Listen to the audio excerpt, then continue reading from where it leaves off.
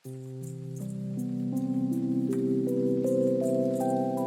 Everyone, welcome to the channel Mystic Tarot. ये 2025 की preview reading है जो कि रिलेशनशिप के हवाले से मैं करूँगी। ये रिलेशनशिप कमिटेड हो सकता है कि आपके लिए कोई नया स्टार्टअप हो रहा हो रिलेशनशिप में। ये भी हो सकता है कि आप शादी की तरफ जा रहे हों। तो ये रीडिंग जो है टोटली रिलेशनशिप ओरिएंटेड होगी, लव रीडिंग होगी। हम इसमें ये देखेंगे कि इस साल में क्या पॉसिबिलिटीज़ हैं और कौन सा महीना जो है वो किस किस्म की एनर्जी लेकर आ रहा है।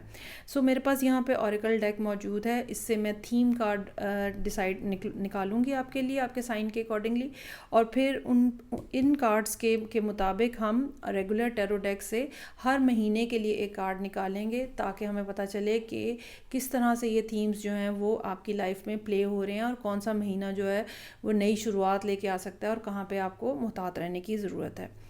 सो स्टार्ट लेते हैं, ये रीडिंग स्टार्ट करते हैं। सबसे पहले लियो लोगों के लिए थीम कार्ड्स जो हैं वो ड्रॉ करते हैं। ये रीडिंग जो है ये लियो सन, मून, असेंडेंट। अगर आप मेल लियो हैं तो हो सकता है कि आपका मार्स जो है वो लियो में हो, वो भी इम्पॉर्टेंट होगा। और अगर कोई आप फीमेल हैं और वीनस आपका लियो में है तो भी ये रीडिंग आपके लिए बेनिफिशियल हो सकती है। सो स्टार्ट करते हैं। ये एक 2025 का प्रीव्यू है लियो लोगों के लिए, और हम सरासर रिलेशनशिप के हवाले से बात करेंगे। थीम कार्ड्स जो हैं वो मैं पहले सबसे ड्रॉ करूँगी। सो मेरे पास यहाँ पे आपके लिए मौजूद है decide the outcome, then I have see the light, और फिर गिव इट टू गॉड। चलें जी, अब हम कार्ड्स ड्रॉ कर लेते हैं जो कि 12 कार्ड्स होंगे। जनवरी से लेके दिसंबर के महीने तक के लिए एक एक कार्ड होगा जो कि हमें रिलेशनशिप के हवाले से फर्दर इंफॉर्मेशन जो है वो देगा।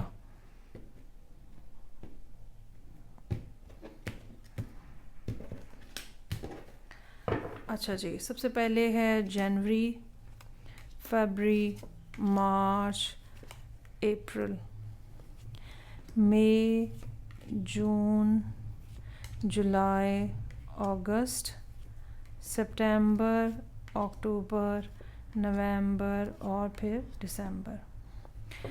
अच्छा जी, सबसे पहला कार्ड जो है जो कि थीम कार्ड है वो है डिसाइड द आउटकम।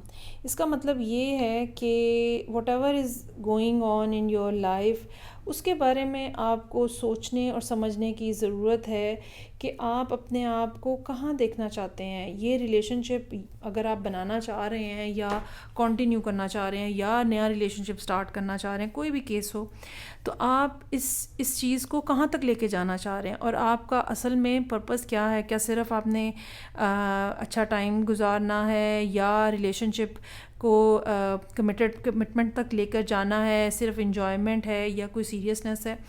सो आपको सबसे पहले अपने अंदर अपने आप से ये बात पूछने की ज़रूरत होगी।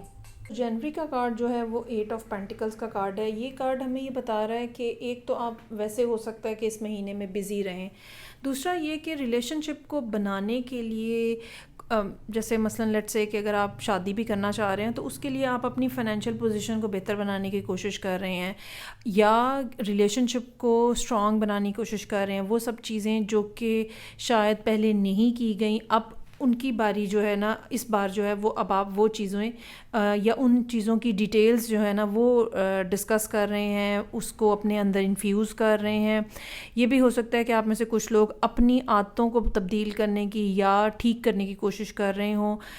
कुछ आपके अपने जहन की उलझनें हो सकती हैं जिनके ऊपर बहरहाल आप काम कर रहे हैं। सो जनवरी का महीना यहाँ पे इस तरह से नज़र आ रहा है। फरवरी के महीने में आप एक नया रिलेशनशिप या नई लव ऑफ़र के साथ जो है वो नज़र आ रहे हैं, और ऐसा महसूस होता है कि जो तैयारी आपने जनवरी में की है फरवरी में फिर उस चीज़ को आप इम्प्लीमेंट कर रहे हैं। मार्च का कार्ड जो है मैजिशियन का कार्ड है। कम्युनिकेशन बहुत अच्छी रहेगी। आप जो भी कहना चाहते हैं, बताना चाहते हैं, करना चाहते हैं, क्या एक्सपेक्टेशंस हैं आपकी, क्या कर सकते हैं आप दूसरे पर्सन के लिए, कोई ना कोई इस किस्म की चीज़ जो है वो बताने की या ये कह लें कि यकीन दहानी कराने की जो ज़रूरत होगी, उसके लिए मार्च का महीना जो है वो बहुत अच्छा रहेगा। आप अपनी जगह पे बहुत ज़्यादा कॉन्फिडेंट नज़र आ रहे हैं। वो सब चीज़ें जो किसी भी रिलेशनशिप को मज़बूत बनाने के लिए ज़रूरत होती हैं, आप उन सब में आपके अंदर जो है वो एबिलिटी नज़र आ रही है। You can provide, you can reach out to the person, आप टाइम दे सकते हैं, आप अपनी एनर्जी दे सकते हैं। मैजिशियन का कार्ड जो है वो आपको बहुत ज़्यादा कॉन्फिडेंस भी देगा।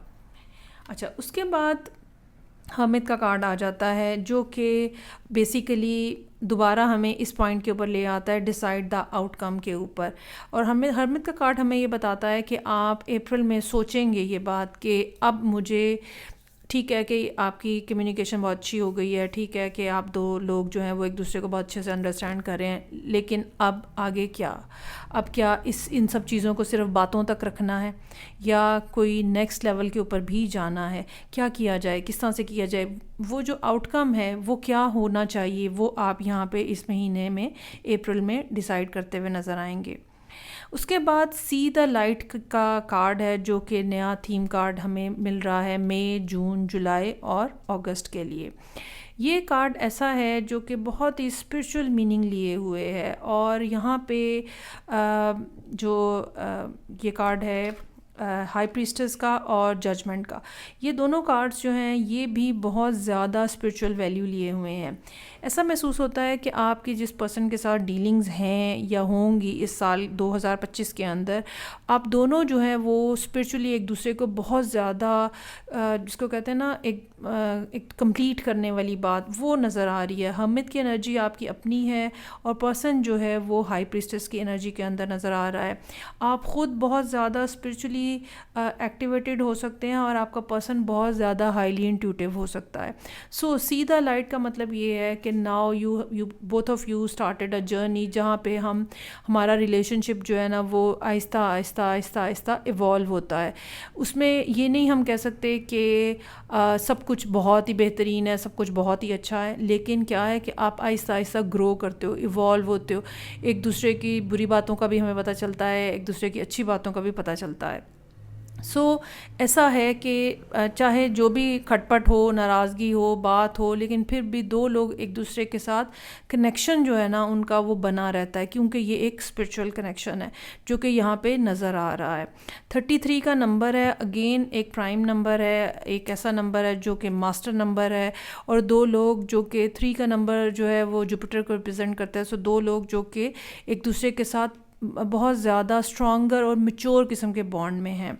तो यहाँ पे जो मई का कार्ड है वो 10 ऑफ पेंटिकल्स का कार्ड है। ये ऐसा है जहाँ पे इंसान डिसाइड करता है, या आप being a Leo person decide करेंगे कि ओके मुझे एक ऐसा लॉन्ग टर्म कमिटेड रिलेशनशिप बनाना है जिसमें जो कि दुनियावी बातें हैं या दुनियावी जो ज़रूरतें हैं ना वो भी पूरी हो सकें।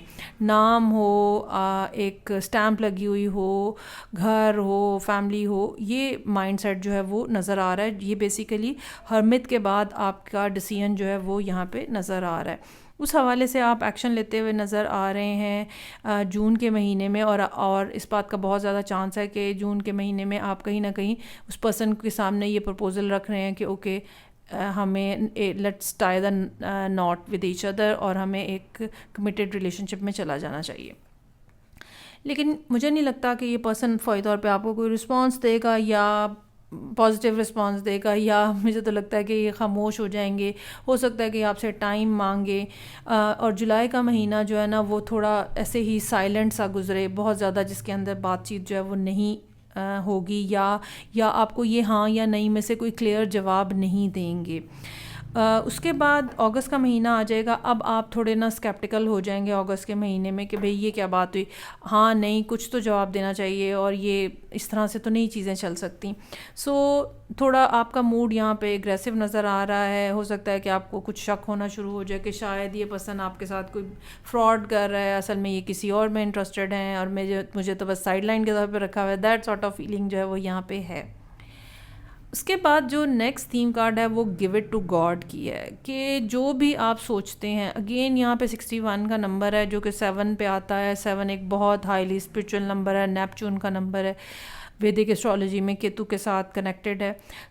What ever your desire is, ठीक है, आप उसको मैनिफेस्ट करें, और आप यहाँ पे वो मैनिफेस्टेशन वाले फेज़ में नज़र आ रहे हैं।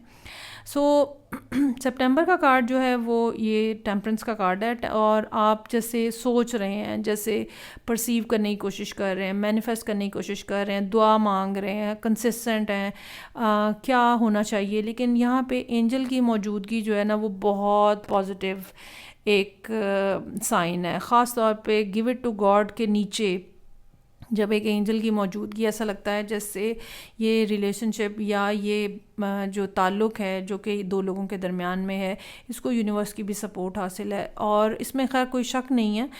सी द लाइट का कार्ड भी तभी आता है जब दो लोगों के दरमियान में कोई ऐसा कनेक्शन हो जिसके अंदर मेन फैक्टर जो है वो सोल बॉन्ड हो, जो कि यहाँ पे है।